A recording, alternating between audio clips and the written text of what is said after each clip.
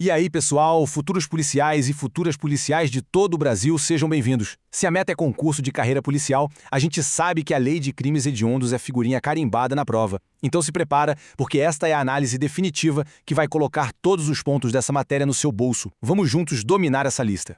E para começar, se liga nesse número. Por que é tão crucial dominar essa lista? Porque, pasmem, saber de cor o que é e o que não é crime hediondo pode, sozinho, responder a até 40% das questões sobre essa lei. Pensa bem, é quase metade dos pontos no assunto só com memorização. Então, bora mergulhar nisso de cabeça.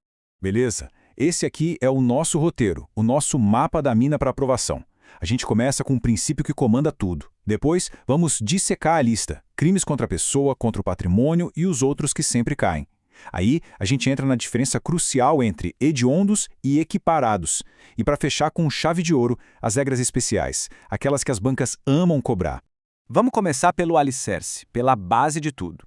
Entender isso aqui já evita, sei lá, uns 80% dos erros clássicos que tiram muito candidato bom da jogada. A pergunta é simples, mas fundamental. No fim das contas, quem é que bate o martelo para dizer que um crime é hediondo? E a resposta, pessoal, é uma só e não tem meio termo. No Brasil, o que vale é o critério legal. O que isso quer dizer na prática? Que só a lei e mais ninguém pode colocar a etiqueta de hediondo em um crime. Não interessa o que o juiz pensa, o que o promotor acha ou o quão brutal foi o caso. Se não está escrito na lei, na lista da Lei 8.072, não é hediondo. Simples assim. E olha aí, um exemplo perfeito de pegadinha de concurso. A questão vai dizer algo como: o juiz, chocado com a gravidade de um caso de corrupção, decidiu considerá-lo hediondo. O que a gente marca? Errado, em caixa alta. Por mais que a gente ache a corrupção um crime gravíssimo, ela não está no rol, na lista taxativa da lei. Então o juiz não pode, de ofício, fazer essa mágica. Grave isso a fogo. Certo, princípio entendido. Agora vamos entrar no campo de batalha, na lista propriamente dita. Começando pelos crimes contra a pessoa.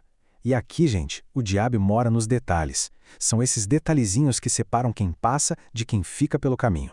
Muita, mas muita atenção aqui. Homicídio simples, como regra, não é hediondo. A única exceção, que é bem específica, é se ele for praticado em atividade típica de grupo de extermínio. Fora isso, não é. Agora, do outro lado, o homicídio qualificado, esse é sempre hediondo. Não importa qual foi a qualificadora. Se está qualificado, está na lista, sem exceção nenhuma. Agora, a pegadinha das pegadinhas, aquela que derruba candidatos aos montes. E o tal do homicídio híbrido, aquele que é privilegiado e qualificado ao mesmo tempo? Tipo, o sujeito mata por relevante valor moral, mas usa um meio cruel. Ele é hediondo? A resposta, para anotar e nunca mais esquecer, é não. O privilégio, segundo a STJ, tem o poder de afastar a hediondez mesmo com a qualificadora junto. Isso é questão de aprovação, hein? Vamos para a lesão corporal. Para ela ser considerada hedionda, não é qualquer uma não. Tem que dar cheque em 3 requisitos, um por um. Primeiro, a lesão tem que ser dolosa, gravíssima ou seguida de morte. Segundo, a vítima tem que ser um agente de segurança ou parente dele. E terceiro, e talvez o mais importante, a motivação do crime tem que ser por causa da função da vítima. Se um policial apanha numa briga de bar, por exemplo, não entra aqui. Tem que ser um ataque à função. E aqui uma atualização legislativa que já não é tão nova, mas que as bancas continuam cobrando. O feminicídio, que já foi só uma qualificadora, hoje é um tipo penal autônomo. E o que importa pra gente é que o feminicídio é sempre hediondo, não tem discussão. Beleza, fechamos os crimes contra a pessoa. Agora vamos para os crimes contra o patrimônio. Essa é uma área fértil para pegadinhas porque nem tudo que parece é. Vamos ficar espertos. Atenção, porque não é qualquer roubo que entra na lista. Para um roubo ser hediondo, ele precisa se encaixar em uma destas 3 situações, ok? Primeiro, se houver restrição da liberdade da vítima. Segundo, se for usado arma de fogo, seja de uso permitido, restrito ou proibido. E terceiro, o caso mais grave de todos, se do roubo resultar lesão corporal grave ou a morte, que é o latrocínio. E aqui, um clássico dos concursos. A banca adora confundir esses dois. Pessoal, a extorsão mediante sequestro, aquela do artigo 159 do Código Penal, é sempre hedionda, não importa se na forma simples ou qualificada. Agora, muito cuidado para não confundir com o sequestro e cárcere privado do artigo 148. Esse, que é só privar alguém da liberdade, não é hediondo. Essa diferença vale ponto, viu? Seguindo o baile, vamos dar uma passada agora por outros crimes da lista que têm uma relevância enorme e que você precisa ter na ponta da língua no dia da prova. Ok, vamos lá. Um resumo rápido e direto. Estupro, estupro de vulnerável, sempre hediondos, sem conversa. Epidemia, só entra na lista se tiver o resultado morte. Atenção a esse detalhe. Falsificação de remédios e produtos medicinais apenas na forma dolosa, com intenção. Genocídio claro. Posse ou porte de arma de fogo de uso proibido. Atenção à palavra proibido. E por fim, organização criminosa, mas não qualquer uma. Só aquela direcionada a praticar crimes hediondos ou equiparados. Agora sim, chegamos num ponto que eu diria vale ouro. É um conhecimento que separa os candidatos bem preparados. A gente precisa entender a diferença entre o que é crime hediondo e o que é tratado como se fosse. Vamos lá.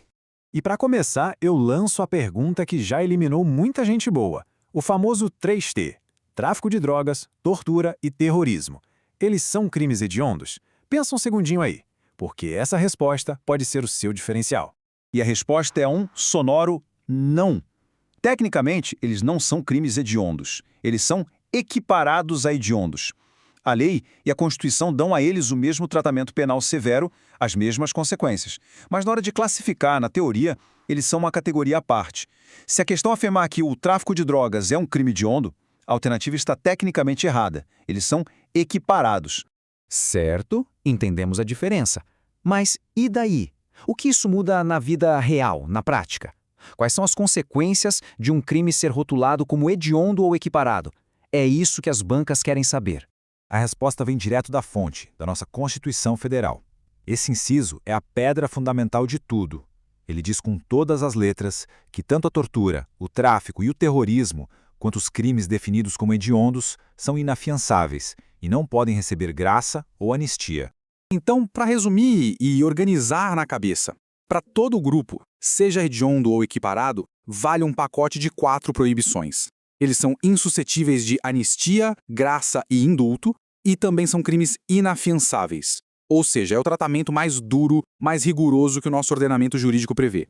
Ufa, chegamos na reta final. Agora é hora daquela revisão relâmpago, com os bizus, os macetes que salvam aqueles pontos que fazem toda a diferença para ver o nome na lista de aprovados. Então vamos lá, para memorizar de vez, anota aí. Primeiro, homicídio privilegiado qualificado, não é hediondo. Segundo, extorsão na sua forma simples, também não é hediondo. Terceiro, o famoso 3T, tráfico, tortura e terrorismo, são equiparados e não hediondos. E por último, o princípio de tudo, só a lei define o que é hediondo, é o critério legal que manda. Isso tem que estar no sangue no dia da prova. E para a gente fechar, fica uma provocação, uma reflexão. As leis mudam o tempo todo. Crimes entram e saem da lista. A pergunta que fica no ar é: qual será a próxima alteração, a próxima novidade que a sua banca vai usar para te testar? Ficar de olho no legislativo, nas atualizações, é parte do jogo. Mantenha o foco, bons estudos e a gente se vê na aprovação.